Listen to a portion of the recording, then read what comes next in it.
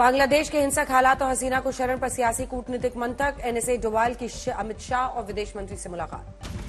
शेख हसीना के अगले ठिकाने पर खत्म हुआ सस्पेंस। अगले 48 घंटों में यूरोप के किसी देश जा सकती है।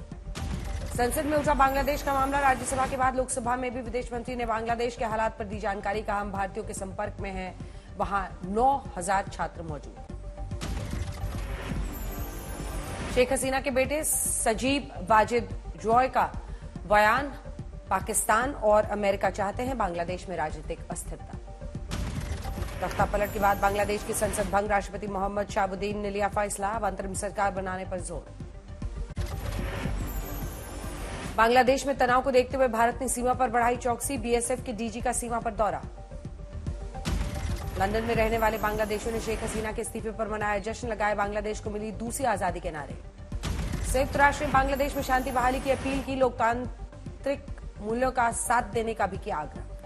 दिल्ली में बांग्लादेश के मुद्दे पर संसद में सर्वदलीय बैठक। विदेश मंत्री डॉक्टर एस जयशंकर ने विभिन्न राजनीतिक दलों के सदस्यों को दी जानकारी। बांग्लादेश को लेकर आरजेडी सांसद मनोज झा ने दिया बयान। कहा, सरकार के हालात पर नजर, जल्द सुधरेगी स्थिति।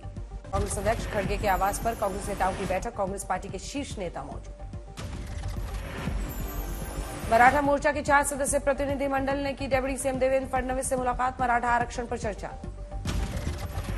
आगरा की जामा मस्जिद का सर्वेक्षण कराए जाने की मांग पर इलाहाबाद हाईकोर्ट में हुई सुनवाई। 12 अगस्त को होगी अगली सुनवाई। टैक्स को लेकर राहुल गांधी ने ट्वीट कर बीजेपी को घेरा। लिखा, आपदा से पहले टैक्स का अवसर तलाशना बीजेपी सरकार की असंवेदनशील सोच का है प्रमाण।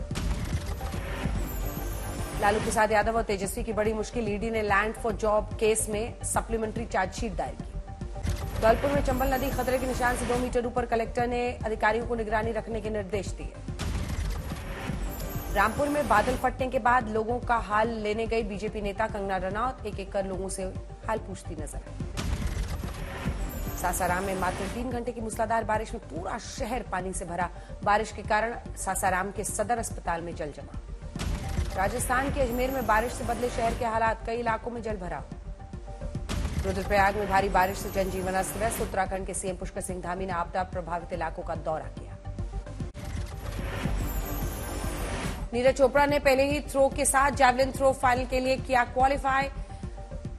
79.34 मीटर की रही नीरज की पहली थ्रो। रेसलर विनेश फोगाट ने 50 किलोग्राम भार वर्ग के सेमीफाइनल में बनाई जगह। क्वार्टर फाइनल में यूक्रेन की ओक्साना को 7-5 से पटखनी दी।